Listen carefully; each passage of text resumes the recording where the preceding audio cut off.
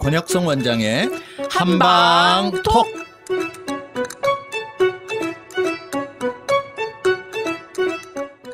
청취자 여러분 안녕하십니까? 권혁성입니다. 안녕하세요. 서유경입니다. 오늘의 주제는 사춘기입니다. 사춘기 증상이라는 것은 사실 사람마다 너무 다 다르기 때문에 굉장히 다양하잖아요. 그래서 뭐 사춘기 증상은 이거다라고 말하기는 좀 그렇지만 그래도 대표적으로 보편적으로 이야기할 수 있는 증상들이 있죠. 네네. 그래서 이제 뭐 주변에 이런 증상이 있거나 내가 사춘기인가라고 이 방송을 듣는 우리 또 사춘기의 초딩들 우리 초딩들이 한방톡 들을지 모르겠지만 그리고 부모님들이 이런 생각을 하겠구나라고 반대적으로 생각을 할 수 있죠. 네. 그래서 이제 내가 어릴 때보다 초등학생 때보다 더 예민해지고 과민해지는 것 같아. 최근 들어서 주변에 그렇게 많이 보잖아요, 사춘기에. 네. 그리고 두 번째, 어른들이 뭐라고 이야기하면 무조건 반항하고 저항해요. 그러지 않았어요? 좀 짜증을 부리는. 예. 뿐만 아니라 무조건 부모님 이야기가 듣기 싫은 거야.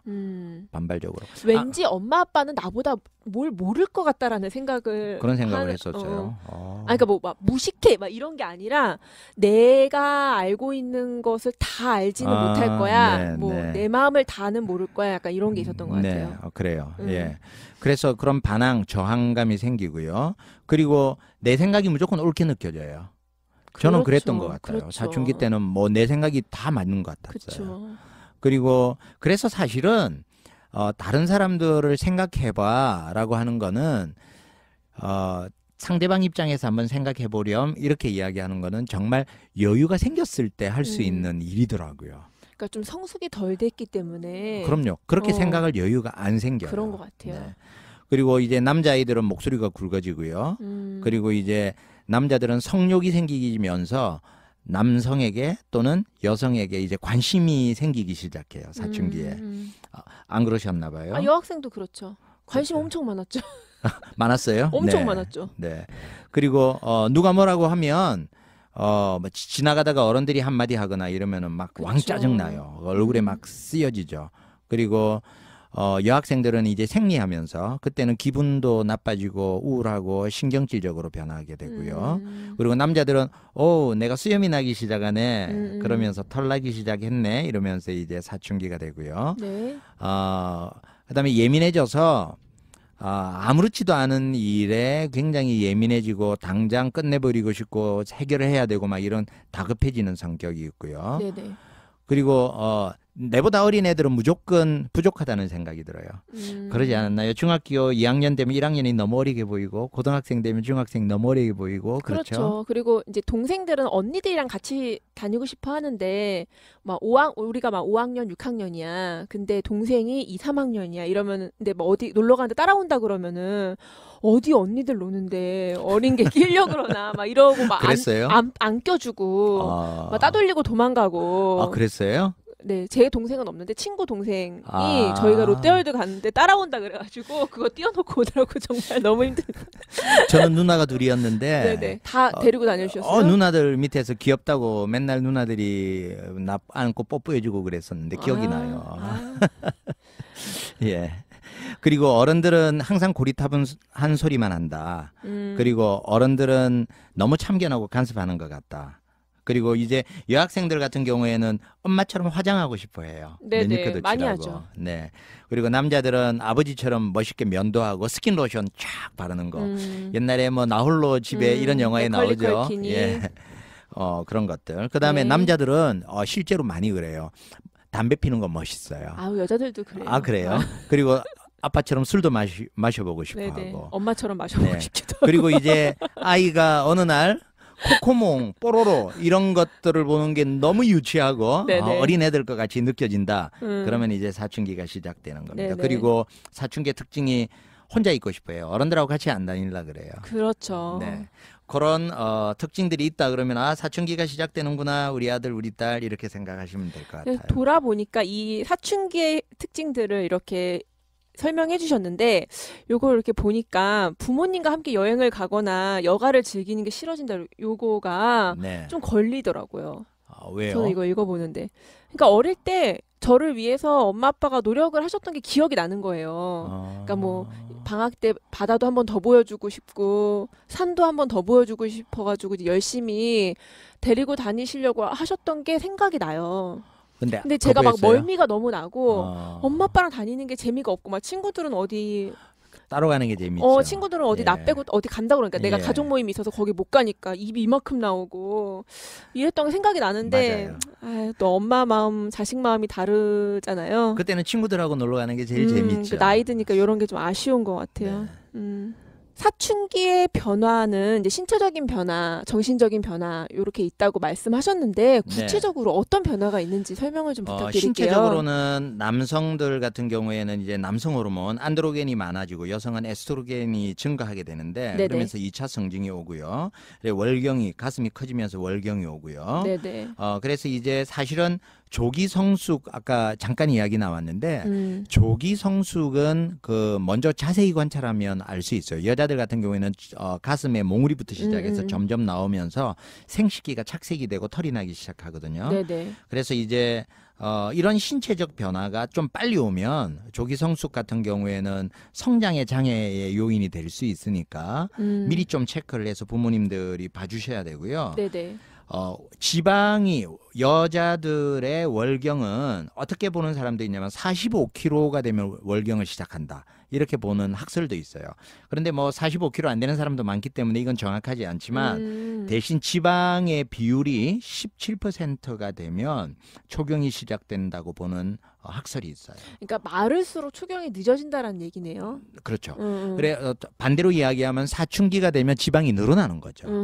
그래서 유독 그 비만해지면서 체지방량이 옛날보다 늘어난다라고 하면 내가 초등학교 2학년이라도 조기 성숙이 될 수 있겠다라고 생각하고 초경이 빨리 올 수 있겠구나. 네. 남자아이들 같으면 2차 성징 더 빨리 올 수 있겠구나라고 생각을 하고 지방의 변화를 조금 신경 써주는 게 더 좋을 수 있어요. 네. 두 번째는 이제 정서적인 변화인데 네. 정서적인 변화는 이제 뭐 생활 감정 막 이런 것들이 사회적인 변화가 오면서 앞서 이야기했던 반항적이고 네네. 내가 최고인 것 같고 그다음에 딴 사람들은 다 틀린 것 같고 뭐 이런 변화가 생기고요.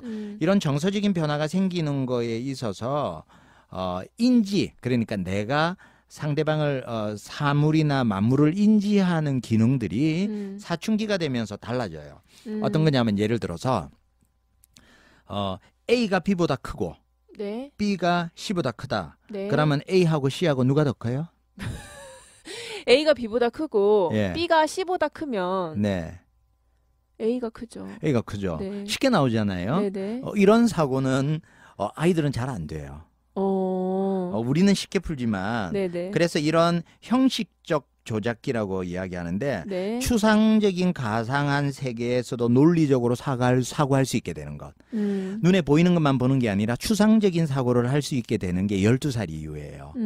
그래서 그때부터 인지 변화가 생기기 시작하고요. 이때 자아가 형성이 될 때 중요한 두 가지 행동 양상이 나타나는데 네. 그거 하나는 상상의 청중이라고 이야기하고 네. 하나는 개인적 우화라고 이야기하는데 어떤 이야기는 어떤 인지적 변화가 생기냐면 네. 상상의 청중은 주변 사람들이 다 나를 주목할 것 같은 거. 그렇죠. 연예인병 같은 거. 그렇죠. 그래서 사춘기에 저도 그랬었어요. 사춘기에 예전에 그때 제가 교복을 입었었는데요.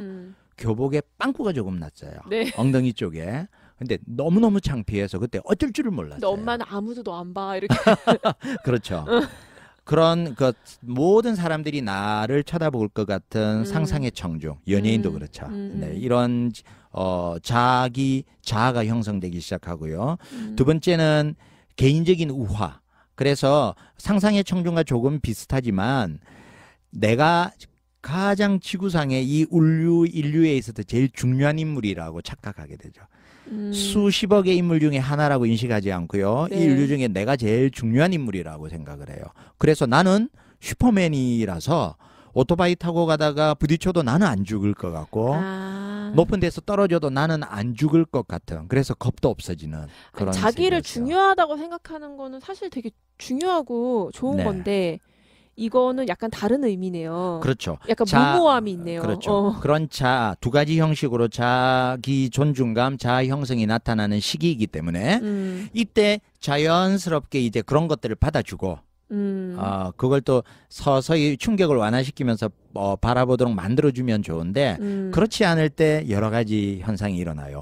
저는 실질적으로 제가 초등학교 2, 3학년 때 저보다 공부를 잘하는 학생이 한 명이 나타났는데 이해가 안 갔어요.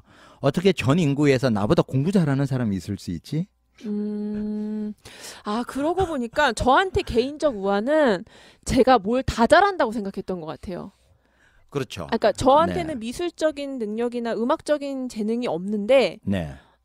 나는 공부는 그냥 보통으로 했거든요. 네. 그러니까 나는 그림도 어느 정도 그리고 노래도 어느 정도 부른다고 생각했던 거예요. 네. 전 제가 음치인 줄 몰랐는데 제가 음치인 줄 모르고 막 열심히 부르는데 어느 날 선생님이 유경이는 음치구나 이래가지고 나도 못하는 게 있구나. 그렇죠.